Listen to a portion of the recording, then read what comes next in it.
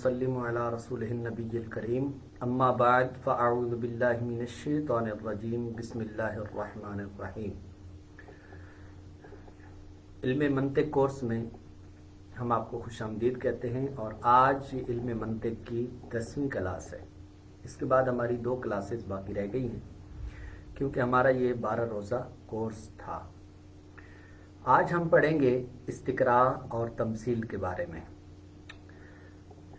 पीछे हम इसको थोड़ा सा रिवाइज कर लेते हैं। वो ये है कि हमने सबसे पहले कज़िये की तारीफ़ पढ़ी, फिर उसकी अक़साम को पढ़ा, कज़िया हमलिया और कज़िया शर्तिया। फिर कज़िया हमलिया की अक़साम को पढ़ा, 6 अक़साम। फिर उसके बाद हमने कज़िया शर्तिया की अक़साम को पढ़ा। इसके बाद हमने अहकाम कज़िया यानी तनाकुज़ और अक्स मुस्तवी और अक्स नकीज़, ये 3 चीज़ें, इनको हमने पढ़ा। फिर उसके बाद हमने हुज्जत की अक़साम को पढ़ा। हुज्जत की 3 किस्में थी। एक थी क़ियास और फिर इस्तिक़रा और तमसील।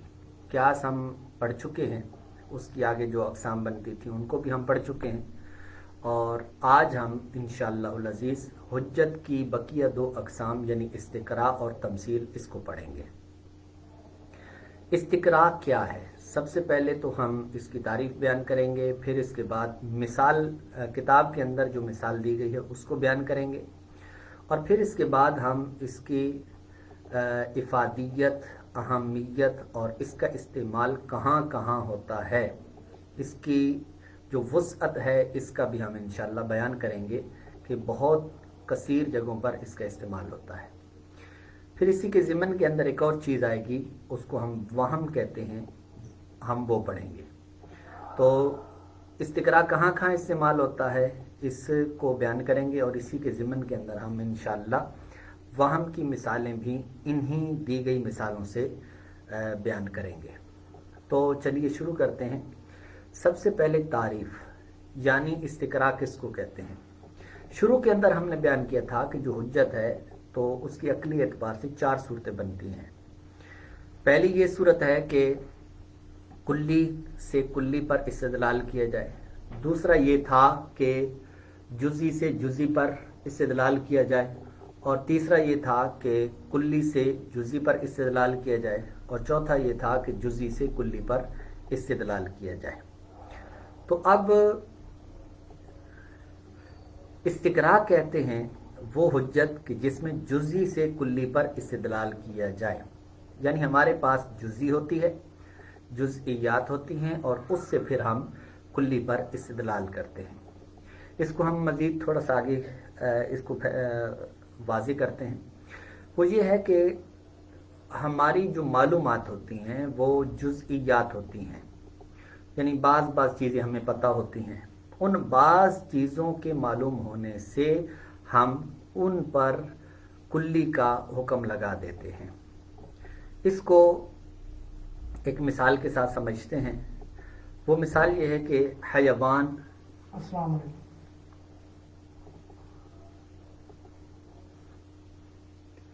हम एक मिसाल के साथ इसको समझते हैं कि हयवान चबाते वक्त अपना नीचे वाला जबड़ा हिलाते हैं।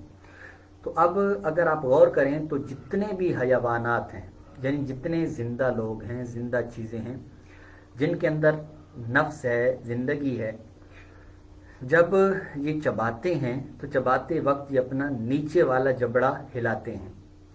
जबकि अगर आप गौर करें तो इसमें क्या होता है, हम जुज़ियात किस तरह तलाश करते हैं और पहले हमें जुज़ियात किस तरह मालूम होती हैं और फिर कुल्ली का हम हुक्म कैसे लगाते हैं। मिसाल के तौर पर हमने इंसान को देखा, इंसान के बाज़ अफराद को देखा कि जब वो खाते हैं, खाते वक्त वो नीचे वाला जो जबड़ा है वो हिलाते हैं। फिर और एक हयवान को हमने देखा कि वो भी इस तरह कर रहा है। फिर तीसरे, चौथे, यूं करके हमने जब काफ़ी सारी जुज़ियात को देखा, काफ़ी सारे अफराद को देखा कि जब वो खाते हैं तो खाते वक्त नीचे वाला जबड़ा हिलाते हैं।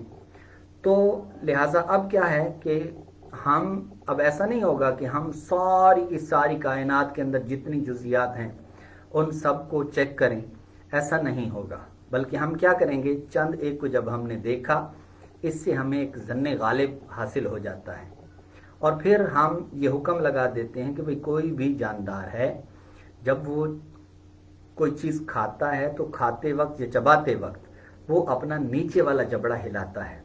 लिहाजा इसको हम कहते हैं इस्तिकराई हुक्म, यानी जुज़ी से कुल्ली पर इस्तेदलाल करना, कि हमें कुछ जुज़ियात का पता होता है जिसकी बुनियाद पर हम कुल्ली का हुक्म लगा देते हैं। अब इसको आप यूं भी समझ सकते हैं, वो ये है कि हयवान, जिस तरह हमने मिसाल दी कि हयवान चबाते वक्त अपना नीचे वाला जबड़ा हिलाते हैं, तो अब अगर आप गौर करें तो जैसे हम मगरमच्छ को देखते हैं तो मगरमच्छ क्या करता है, वो जब चबाता है, कोई चीज़ खाता है, तो उसके लिए वो ऊपर वाला जबड़ा हिलाता है।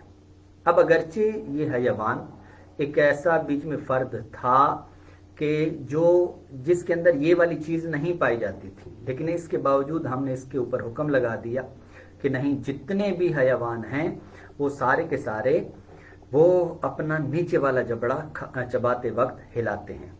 लिहाजा ये जो हमने हुक्म लगाया है, ये अक्सर का ख्याल करते हुए, अक्सर जुज़ियात को देखते हुए हमने ये कुल्ली का हुक्म लगाया है। इसके बाद है तीसरी चीज़ जो इंतहाई अहम तरीन चीज़ है। वो क्या है? वो ये है कि इस्तिकरा कहाँ कहाँ इस्तेमाल होता है। ये बहुत अहम तरीन चीज़ है। वजह ये है कि हमारे यहाँ जिस तरह इल्म मंतिक से दूरी इख्तियार की गई है और जिस तरह इल्म मंतिक को खुश्क समझा जाता है, उसका एक सबसे बड़ा सबब यह है कि इसके इजरा का पता नहीं होता कि इल्म मंतिक कहाँ कहाँ इस्तेमाल होता है। अब ये इस्तिकरा एक बहुत बड़ा बाब है जो हर फ़न के अंदर इस्तेमाल होता है। तो अब यहाँ पर मैं कुछ मिसालें अर्ज़ करूँगा और कुछ मकामात अर्ज़ करूँगा कि जहाँ पर ये इस्तिकरा इस्तेमाल होता है। सबसे पहले मैं एक पहचान के लिए एक लफ्ज़ ज़िक्र कर देता हूँ। अगर वो लफ्ज़ आपने ज़िक्र कर उसको समझ लिया तो फिर उसके बाद वो लफ्ज़ जहाँ जहाँ पर भी इस्तेमाल हो सकेगा वहाँ वहाँ पर इस्तिकरा को हम इस्तेमाल कर सकेंगे। वो क्या है? आपने एक लफ्ज़ सुना होगा ज़न्ने गालिब, और एक कायदा कुल्लिया सुना होगा लिल अक्सर हुक्मुल कुल, यानी जो अक्सर होते हैं, ज़्यादा अफराद होते हैं, उन पर कुल का हुक्म लगा दिया जाता है। मिसाल के तौर पर आप कोई कंपनी का कोई शख्स है, कोई सेठ है, वो कोई कानून बनाना चाहता है, तो अब वो क्या करता है, वो कुछ लोगों को जमा करता है और जमा करके वो कहता है कि जनाब देखिए, हम वोटिंग करेंगे, उनमें से सबसे ज़्यादा जो अक्सर का फ़ैसला होगा, अक्सर की जो राय होगी, उसको हम मुकर्रर कर देंगे, उसी को हम वही डिसीजन ले लेंगे।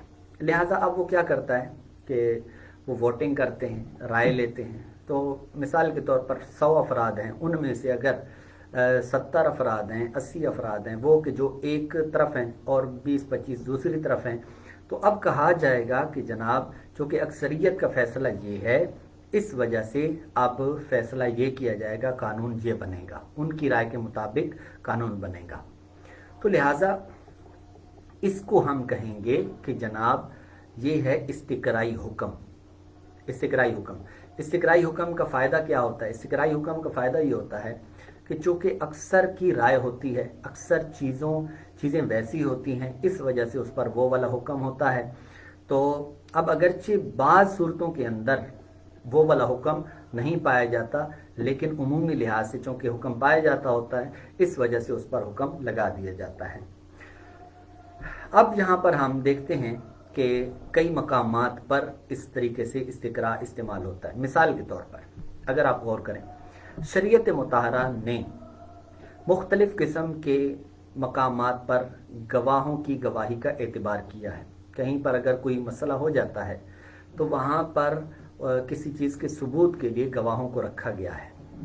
अब यहाँ पर जैसे ज़िना की गवाही, कुरान मजीद बुरहान रशीद ने जिस तरह की ज़िना की गवाही है, तो अहादीस के अंदर बाकायदा उस गवाही के गवाहों का जिक्र किया गया कि इतने गवाह होने चाहिए। مثال के तौर पर 4 गवाह हों। फिर हदीस के अंदर उसकी मज़ीद भी वजाहत की गई कि उसकी कैफियत क्या होनी चाहिए, देखने की गवाहों की जो गवाही है वो कैसी होनी चाहिए। अब ये सब कुछ बयान किया गया है। अब यहाँ पर सवाल ये है कि जनाब क्या ये मिसाल के तौर पर अब इसे क्या बोलेंगे कि अगर फ़र्ज़ करें कहीं पर कोई मसला हुआ और 4 गवाहों ने गवाही दी कि हमने इस कैफियत पर जो हदीस में बयान की गई है उसके मुताबिक कहें कि हमने ऐसा देखा है। काजी के सामने अगर वो ये फैसला लेकर जाते हैं और ये 4 गवाह गवाही दे देते हैं तो हुक्म क्या लागू होगा कि फ़लाँ शख्स ने ये स्याह काम सर अंजाम दिया है, यानी उसने जिना किया है, उसने बदकारी की है। अब ये जो फैसला है ये फैसला कौन सा है? तो याद रखिएगा ये जो फैसला होगा ये फैसला ये इस्तिकराई होगा और काबिल कबूल है। अब इस्तिकराई क्यों है? उसकी वजह यह है क्योंकि ये एहतिमाल मौजूद है कि जनाब वो जो 4 अफराद हैं हो सकता है वो चारों के चारों एक झूठ पर मुत्तफिक हो गए हों, ये एहतिमाल मौजूद है। लेकिन एतबार किस चीज़ का किया गया? इस्तिकरा का। वो क्या कि भाई अक्सर तौर पर ऐसा नहीं होता कि जो इन जैसे जो गवाह हैं उनकी भी फिर आगे उनकी सिफात को बयान किया गया है कि वो गवाह कैसे होने चाहिए। तो जब इस कैफियत के जो गवाह होंगे तो अब वो चारों के चारों मुत्तफिक हो जाएं झूठ पर, तो अक्सर तौर पर ऐसा नहीं होता। इस वजह से इसको हम कहेंगे कि ये इस्तिकराई हुक्म है और ये शरीयत के लिहाज से भी लागू है और अक्ल के लिहाज से भी लागू है। अक्ल के लिहाज से क्या, कैसे? मसलन इस वक्त दुनिया के अंदर जहाँ कहीं पर भी जितने कानून बनते हैं वो सारे के सारे जो कानून होते हैं या जो कोर्ट्स होती हैं, अदालतें होती हैं, वहाँ पर जो भी फैसले होते हैं वो सारे के सारे इसी लिहाज से होते हैं। लिहाजा ये हुक्म एक अक्ल के भी मुवाफिक है कि अगरचे शरीयत को जो लोग नहीं मानते तो तब भी वो इस चीज़ का एतबार करते हैं। अब आगे देखिए, इसी तरह चोरी के गवाह हों या निकाह के गवाह हों, उसके अंदर जो तादाद है ये सारी की सारी इस्तिकराई होती है। इस्तिकरा का मतलब वही कि इससे ज़न्ने गालिब हासिल हो जाता है, कतईयत हासिल नहीं होती। अब इसके बाद है जी मसलन कारोबार करने में भी इस्तिकराई हुक्म होता है, इस्तिकरा पाया जाता है। कैसे भाई? मसलन एक शख्स है, उसने कारोबार शुरू करना है, तो अब कारोबार शुरू करना है, वो एक शख्स के पास जाता है और जाकर कहता है जी मैंने कपड़े का कारोबार शुरू करना है, आप इसके बारे में अपनी राय दें। वो कहता है कि जनाब जी काम कर लो, बहुत अच्छा है। फिर वो दूसरे के पास, तीसरे के पास, यूँ करके वो कारोबार शुरू करना चाहता है, कपड़े का कारोबार शुरू करना चाहता है। एक बंदा ऐसा है जो उसको ऐसा टकरता है कि जो कहता है कि नहीं नहीं जनाब आप बिल्कुल कारोबार करें ही नहीं। क्यों नहीं करें? इस वजह से नहीं करें क्योंकि अगर आप कारोबार करेंगे तो हो सकता है इन अल्फाज को आपने याद रखना है, ये आगे हमें काम आएंगे। हो सकता है कि आपको नुकसान हो जाए। देखो फलां शख्स था उसको भी नुकसान हुआ, फलां शख्स था उसको भी नुकसान हो गया। तो अब इसकी बात को नहीं माना जाएगा, बल्कि यही कहा जाएगा कि नहीं कारोबार करो। हाँ, ये है कि जो असबाब होते हैं वो पूरे इख्तियार किए जाएं तो कारोबार करो। और ज़न्ने गालिब यही होता है कि जो कारोबार है, कारोबार करने से, चाहे वो कपड़े का या दीगर कारोबार कोई भी है, वो करने से नफ़ा होता है। ये अक्सर जो हुक्म है या ज़न्ने गालिब वो यही है कि कारोबार करने से नफ़ा हासिल होता है। हाँ, नुकसान का अंदेशा ज़रूर होता है लेकिन बहुत खाल होता है। यही वजह है कि यही वजह है कि बाज़ार भरे पड़े हैं, मार्केटें जो हैं वो भरी पड़ी हैं, लोग काम कर भी रहे हैं और उनको नफ़ा भी हासिल हो रहा है। तो ये जो हुक्म है ये इस्तिकराई हुक्म है। अगरचे जब वो डिसीजन लेते हैं, कोई फ़ैसला लेते हैं कारोबार करने का, मसलन एक तरफ है कारोबार करो और एक है कारोबार ना करो, तो अब कारोबार करने का ये जो डिसीजन लेते हैं ये हुक्म इस्तिकराई होता है, अगरचे उसमें नुकसान का अंदेशा ज़रूर मौजूद होता है। बहरहाल तो ये भी इस्तिकराई हुक्म होता है। अब इसके बाद रिश्ता करते हैं लोग, रिश्ता करते हैं, बच्ची का रिश्ता करने के लिए जाते हैं یا پھر لڑکے کا رشتہ کوئی بھی ہوتا ہے، تو ایسی صورت کے اندر وہ کچھ چیزوں کو دیکھتے ہیں، جزیات کو دیکھتے ہیں. کیسے؟ مثلا وہ جا کر دیکھتے ہیں بھائی خاندان کیسا ہے، لڑکا جو ہے وہ کیسا ہے، کماتا کیسا ہے، پھر اس کی سیرت کیسی ہے، اس کی گفتار کیسی ہے، اس کے زندگی کے معاملات کیسے ہیں. تو ان ساری چیزوں کو یہ لوگ اپنے طور پر کوشش کر کے چیک کرتے ہیں، اور چیک کرنے کے بعد جب اچھے طریقے سے یہ معلوم کر لیتے ہیں تو اب اس کے بعد یہ فیصلہ کر دیتے ہیں کہ جناب ٹھیک ہے، یہ جو لوگ ہیں، یہ جو لڑکا ہے یا یہ جو لڑکی والے ہیں یا یہ لڑکی ہے، یہ اس لائق ہے کہ ہمارے لڑکے کے ساتھ یا لڑکی کے ساتھ اس کا رشتہ کر دینا چاہیے، یہ اس کو نبھائے گا. اب یہ جو فیصلہ کرنا ہوتا ہے یہ کچھ جزیات کو دیکھ کر یہ فیصلہ کیا جاتا ہے. تو لہٰذا ان جزیات سے کلیت کا حکم لگا کر، کیسے کہ جناب ٹھیک ہے یہ لوگ ایسے ہیں کہ جن سے رشتہ قائم کیا جا سکتا ہے اور یہ رشتہ نبھائیں گے. تو اس طور پر یہ جو رشتہ قائم کیا جاتا ہے یہ بھی استقرائی حکم ہوتا ہے. یہی وجہ ہے کہ کبھی کبھی جو وہ استقرا کرتے ہیں اور جو وہ جانچ پڑتال کرتے ہیں اس کا خلاف بھی ظاہر ہو جاتا ہے. بہرحال تو یہ بھی استقرا ہی ہوتا ہے جو استعمال ہوتا ہے. اس کے بعد ہے دوستی کرنے کے اندر مختلف قسم کے لوگ ہوتے ہیں، اور آخر ان کو زندگی گزارنے کے لیے دوستی کرنی ہوتی ہے. کاروباری لوگ ہوتے ہیں، وہ اپنے جیسے دوست تلاش کرتے ہیں. اسکول کالجز کے اسٹوڈنٹس ہوتے ہیں، وہ اپنے لحاظ سے دوستیاں کرتے ہیں وغیرہ وغیرہ. یہ جتنے بھی دوستیاں ہوتی ہیں اس کی بنیاد ہوتی ہے اعتماد پر. اعتماد جس کو آپ یہ بھی کہہ سکتے ہیں کہ جناب وہ اعتماد کسی پر کرتے ہیں، تو اس کو ہم یہ بھی کہہ سکتے ہیں کہ جناب یہ وفا کرنا اس کو کہتے ہیں کہ بھائی فلاں پر اعتماد کر لے کہ یہ شخص وفا کرے گا. اس کو کہتے ہیں کہ یہ جو اعتماد دوسرے پر کرتے ہیں تو یہ استقرائی حکم ہوتا ہے. کیسے کہ بھائی یہ قابل اعتماد ہے. کیوں؟ وہ اس طور پر کہ وہ اس کے کچھ معاملات کو دیکھتے ہیں کہ جناب یہ فلاں جو شخص ہے، تو اگر میں نے کسی موقع پر اس سے کچھ مجھے ضرورت تھی کسی چیز کی تو اس نے میری مدد کی، یا میں نے اس کے ساتھ میں نے اس سے کافی سارے بینیفٹ حاصل کیے، یا اس نے میری مدد کی، یا میں اس کے ساتھ اس طریقے سے، یعنی جتنے بھی معاملات ہوتے ہیں ان کے اندر جب اس نے چند ایک کو دیکھا کہ جناب ماشاءاللہ ان معاملات کے اندر یہ شخص اعتماد پر پورا اترا ہے، تو لہٰذا اب فیصلہ کر دیا جاتا ہے کہ یہ شخص اعتماد والا ہے. تو یہ کچھ جزیات کو دیکھ کر، کچھ معاملات کو دیکھ کر یہ کلیت کا حکم لگا دیا جاتا ہے. تو یہ بھی استقرا ہی کی صورت ہوتی ہے. اب اس کا ایک عکس ہے.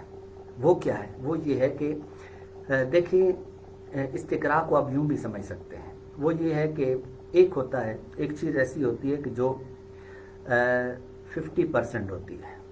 یعنی انسان کوئی کسی بھی معاملے کے اندر جب غور کرتا ہے کہ یہ ہو جائے گا یا نہیں ہوگا، نفع ہوگا یا نقصان ہوگا، اس طرح کے یہ جو فیصلے کرتے ہیں، اگر دونوں طرف 50-50 ہوتا ہے تو اس کو کہتے ہیں شک کی صورت. اگر 50 سے کم ہوتا ہے تو اس کو ہم کہتے ہیں وہم، اور اگر 50 سے اوپر ہوتا ہے تو اس کو ہم کہتے ہیں استقرا، اور اگر 100% ہوتا ہے تو اس کو ہم کہتے ہیں یقین. اب آپ غور فرمائیے کہ جناب ایک ہوتی ہے شک کی صورت. شک کی صورت شریعت اس کا اعتبار نہیں کرتی اور کہیں پر بھی اس کا اعتبار نہیں کیا جاتا.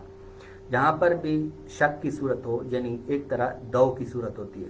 یہی وجہ ہے کہ جوئے کو حرام قرار دیا گیا ہے. یہ شک کی صورت ہوتی ہے، پتہ نہیں ہوتا کہ آئے گا یا نہیں آئے گا، تو دو پہ لگانا اس کو کہتے ہیں. تو یہ ممنوع ہے. اب یہاں پر بات یہ ہے کہ وہم کیا چیز ہے. یہ وہم ہم استعمال تو کرتے ہیں لیکن ہمیں بعض اوقات پہچان نہیں ہو پاتی کہ کس کو ہم وہم کہیں گے اور کس کو نہیں کہیں گے. دیکھیے استقرا کے مقابلے کے اندر جو چیز ہوتی ہے اس کو ہم وہم کہتے ہیں. اب وہم کی کیا کیا مثالیں ہوں گی؟ ساری وہم کی مثالیں وہی ہیں جو یہاں پر ہم نے بیان کی ہیں، ان کا عکس. مثال کے طور پر ہم کپڑے کے کاروبار شروع کرنے کی مثال اس کو ہم لے لیتے ہیں.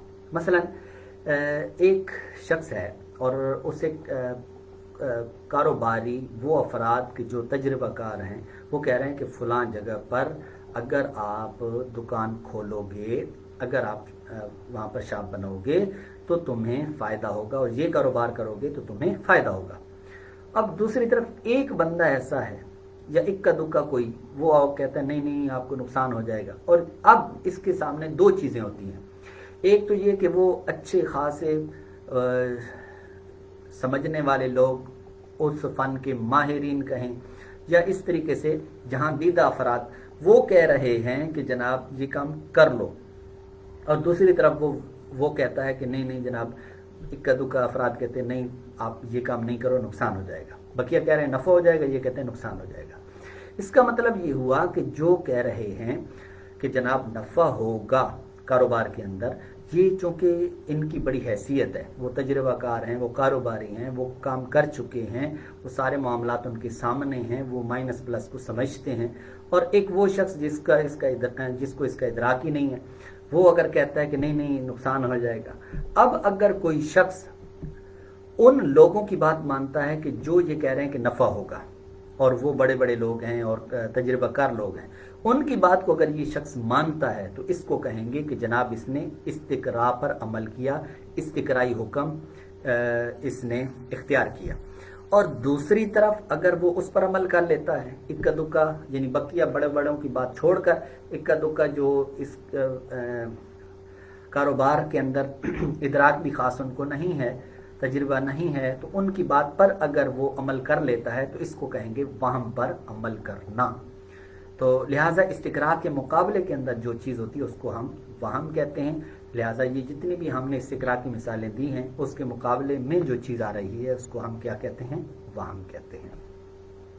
अब इसके बाद है जी तमसील। तमसील इसके अंदर भी हम इसके अंदर चार चीज़ें हम पढ़ेंगे। पहली चीज़ क्या है, तारीफ कि तमसील किसको कहते हैं। दूसरी चीज़ किताब की मिसाल। फिर तीसरी चीज़ अरकान तमसील। और चौथी चीज़ जो इंतहाई अहम तरीन चीज़ है कि तमसील कहाँ कहाँ इस्तेमाल होती है, तमसील का इस्तेमाल कहाँ कहाँ होता है। अब यहाँ पर हम सबसे पहले तारीफ़ की तरफ आते हैं। तारीफ़ क्या है? तारीफ़ ये है कि इसमें सादा अल्फाज में कि वो हुज्जत है जिसमें एक जुज़ी का हुक्म दूसरी जुज़ी में किसी इल्लत मुश्तरिका की वजह से साबित किया जाए, इसको हम तमसील कहते हैं। सादा अल्फाज में कहें तो जुज़ी का हुक्म, जुज़ी से जुज़ी पर जो हुक्म लगाया जाता है इसको हम तमसील कहते हैं। अब कैसे इसको मुंतबिक करेंगे तो वो देखिए, किताब की मिसाल वो ये है कि भंग पीना हराम है, ये एक कज़िया है।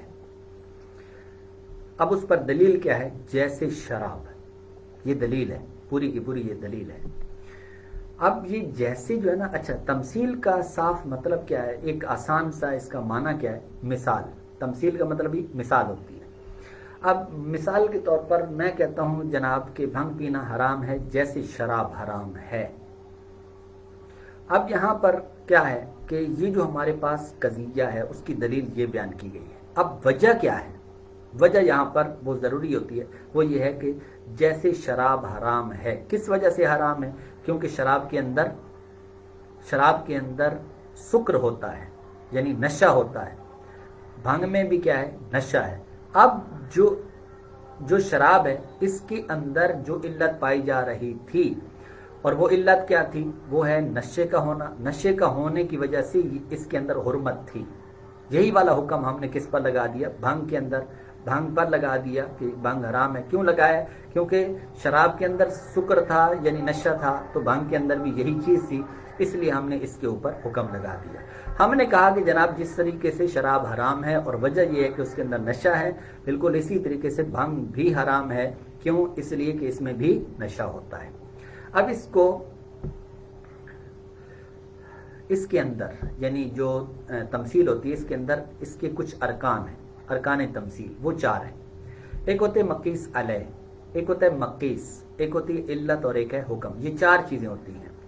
मकीस अलह का मतलब होता है जिस पर हुक्म लगाया जाए, क्यास किया जाए। दूसरा मकीस यानी जिससे क्यास किया जाए। और तीसरी चीज़ होती है इल्लत। इल्लत का मतलब ये होता है इल्लत मुश्तरिका, यानी जो दोनों के दरमियान पाई जाए, जिस पर मदार हुक्म होता है। फिर उसके बाद है हुक्म कि वो हुक्म क्या है। अब यहाँ पर हम इसको मुंतबिक करते हैं इस मिसाल के ऊपर। ये जो हमने मिसाल बयान की है इसके ऊपर हम मुंतबिक करते हैं। इसमें देखेंगे कि अरकान तमसील कौन कौन से हैं। सबसे पहले शराब। शराब क्या है? मकीस अलैह है। क्यों? इस पर क्यास किया गया है। किसको क्यास किया गया है? मकीस क्या है? भंग है। अब यहाँ पर बात यह है कि इसका हुक्म क्या है? वो है हुक्म, वो है हुर्मत, यानी जिस तरीके से शराब हराम है इसी तरीके से भंग भी हराम है। अब यहाँ पर मकीस अलैह, और दूसरा ये मकीस हुआ भंग, और तीसरा ये हराम होना हुक्म है। अब चौथी चीज इल्लत क्या है? इल्लत वो शराब के अंदर शुक्र है और इस भंग के अंदर भी क्या है? शुक्र है, जो दोनों के अंदर मुश्तरक है। इसी इल्लत की बुनियाद पर ये हुर्मत का इस पर हुक्म लगा है।